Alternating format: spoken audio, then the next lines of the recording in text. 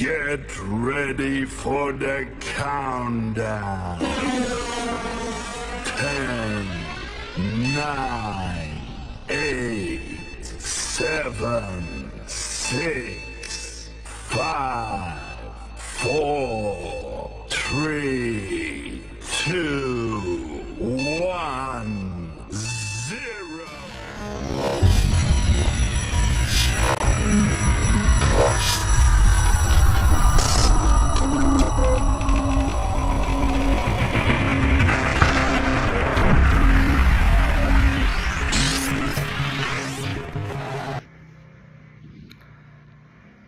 Assalamualaikum warahmatullahi wabarakatuh. Perkenalkan, nama saya Kurnia Amirul Ghifari, mahasiswa dari kelas MA22C04 di Universitas Pelita Bangsa. Pada kesempatan kali ini, saya akan mempresentasikan mengenai bisnis berkelanjutan pada segmen pakaian muslim di bulan Ramadan, atau yang lebih dikenal sebagai bisnis baju lebaran. Nah, tema yang akan saya angkat adalah bisnis baju lebaran dari tren musiman menjadi usaha jangka panjang yang berkelanjutan. Nah, kita masuk ke tahapan yang pertama, yaitu setiap tahun masyarakat Indonesia merayakan Idul Fitri. Dari fenomena ini selalu membawa peningkatan konsumen, termasuk dalam pembelian pakaian muslim. Nah, tradisi membeli baju baru itu menjelang Lebaran bukan hanya dari bagian budaya, tetapi juga telah menjadikan peluang bisnis besar yang menghasilkan omset miliaran rupiah secara nasional. Namun, sebagian besar usaha fashion muslim hanya aktif dan ramai saat Ramadan. Nah, kemudian mati setelah Lebaran selesai. Oleh karena itu, fokus pembahasan saya bukan hanya bagaimana bisnis ini menghasilkan keuntungan, tetapi bagaimana menjadikan berkelanjutan dengan prinsip-prinsip manajemen bisnis syariah, yaitu keberlanjutan, keadilan, keterbukaan, dan bermanfaat. Nah, saya gambaran umumnya itu bisnis baju lebaran. Nah, bisnis ini mencakup berbagai produk, ya kan? Seperti yang pertama itu ada gamis dan baju muslim wanita. Yang kedua baju koko pria. Yang ketiga mukena dan hijab. Yang keempat itu ada set family outfit lebaran. Biasanya itu kayak baju-baju keluarga, kayak baju kopelan antar keluarga atau pasangan yang lainnya gitu. Yang dengan tema baju-baju muslim atau baju-baju anak. Nah, terus pola konsumen masyarakat setiap tahun itu menunjukkan yang pertama puncak pembelian H-14 sampai H-3 lebaran itu biasanya, padahal udah nyari-nyari baju.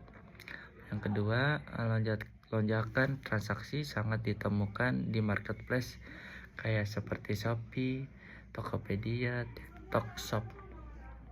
Yang terakhir itu produk paling laku biasanya model yang mengikuti tren, kayak tren Korea, tren-tren luar negeri gitulah misalkan, kayak atau juga simple modern kayak warna-warna pastel and earth tone, yang artinya itu kayak bisnis ini memiliki permintaan pasti tetap setiap tahun.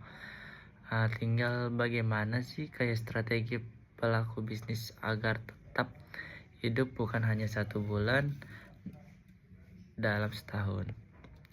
Nah, yang ketiga saya itu ada tantangan bisnis baju lebaran. Nah, beberapa kendala umum bisnis ini kayak yang pertama itu bersifat musiman, hanya ramai saat di Ramadan saja. Itu yang tantangan pertama. Yang tantangan kedua kayak persaingan sangat ketat, banyak brand besar hingga UMKM ikut menjual, saingannya banyak tuh, saingan harga maupun bahan-bahan produk-produk yang menarik. Saingan yang ketiga itu stok menumpuk setelah lebaran, ya kayak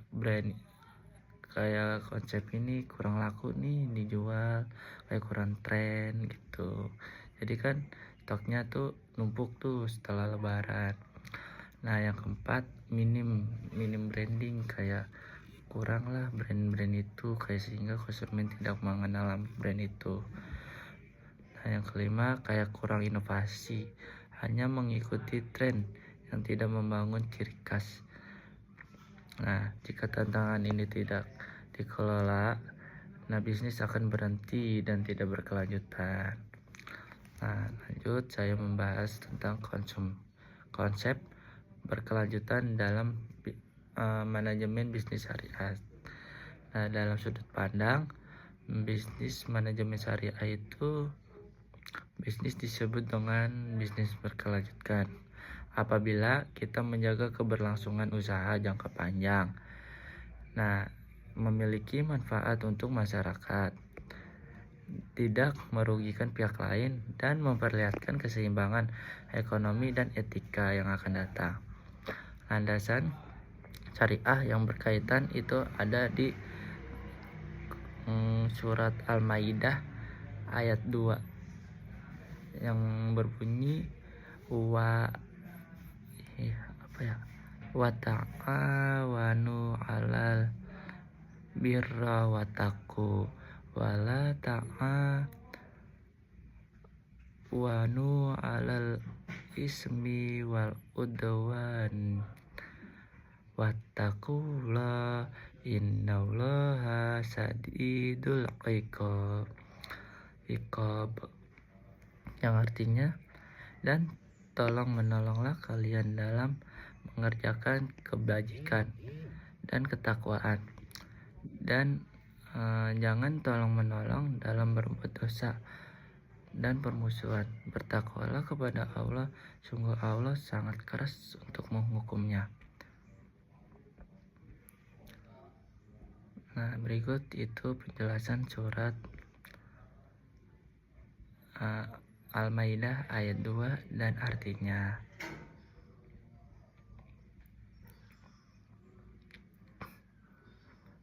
Nah, selanjutnya saya membahas strategi agar bisnis baju lebaran itu menjadi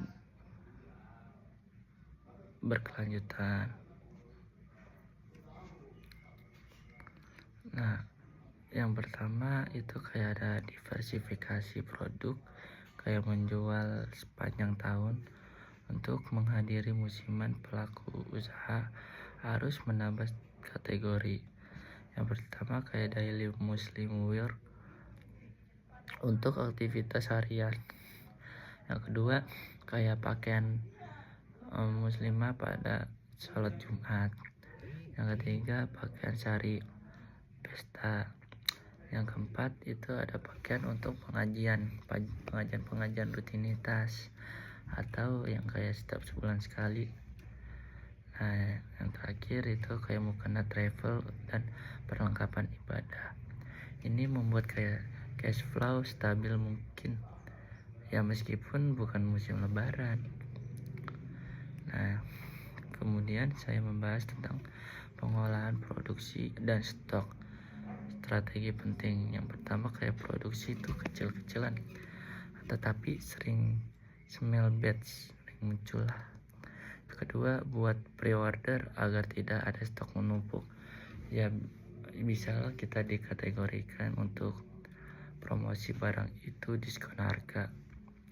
Yang ketiga, kerjasama dengan konveksi lokal untuk menekan modal.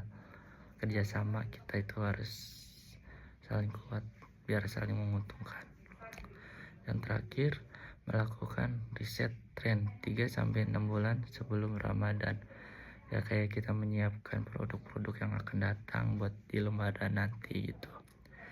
Nah manajemen stok yang baik adalah kunci agar bisnis tetap bertahan. Lanjut, saya membahas tentang branding dan identitas produk. Nah, bisnis yang berkelanjutan harus punya ciri khas. Nah, contohnya itu kayak diferensiasi. Yang pertama, modal gamis, minimalistis, elegan, warna pastel. Yang kedua, hijab khusus ibu muda dengan bahan anti gerah. Yang ketiga, mukena anak yang bertema karakter Islami. Nah, jika bisnis punya ciri khas, maka konsumen akan ingat kembali membeli dan kembali untuk membeli. Nah, manfaatkan media sosial ya kayak digital adalah sumber nyawa bisnis fashion yang harus dilakukan. Kayak e-commerce yang di e-commerce itu seperti contohnya Instagram dan TikTok untuk posting outfit hari ini OTD. Yang kedua, live streaming penjualan. Yang ketiga, menggunakan influencer mikro. Yang keempat, itu membuat konten edukasi seperti tips memilih gamis dan sesuai warna kulit. Target terakhir, memiliki komunitas bukan hanya pelanggan. Nah, saya juga membahas sistem reseller dan dropship. Untuk memperluas pasar, modal besar untuk pelaku usaha bisa membuka agen daerah, reseller mahasiswa, dan dropship ibu rumah tangga. Model ini berjalan dengan prinsip syariah tanggung, ya saling membantu yang tadi saya jelaskan, karena membuka peluang ekonomi bagi masyarakat yang lain. Nah, saya juga membahas kaitan bisnis lebaran dengan syariah. Nah, bisnis yang baik dalam muslim harus memenuhi yang pertama itu kejujuran, harga, dan kualitas. Yang kedua, tidak menipu konsumen. Yang ketiga itu menghindari riba, gharar, dan penipuan. Yang keempat, adil memperlakukan karyawan. Yang terakhir itu memberikan manfaat sosial. Nah, implementasi syariah ini bisa dilakukan ya dengan zakat dan sedekah untuk operasional sosial. Yang kedua, mengadakan program buy one get one bagi anak yatim. Yang ketiga itu transparan bagi bahan dan ongkos. Nah, contoh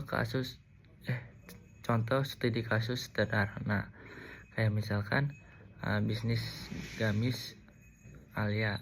Misalkan awalnya hanya membuka 1 kali dalam setahun, lalu menerapkan produk gamis harian, menerapkan penerima PO sebulan Ramadan. Nah, menerapkan kerjasama antar reseller. Yang terakhir itu menerapkan konten-konten TikTok harian. Nah, 1 tahun berjalan, omset yang awalnya hanya di Ramadan saja bisa menjadi stabil setiap bulan. Nah, kesimpulannya itu bisnis baju lebaran akan selalu punya pasar, namun tanpa manajemen yang baik, usaha akan mati setelah hari raya. Agar usaha ini berkelanjutan, pelaku bisnis wajib diversifikasi produk sepanjang tahun.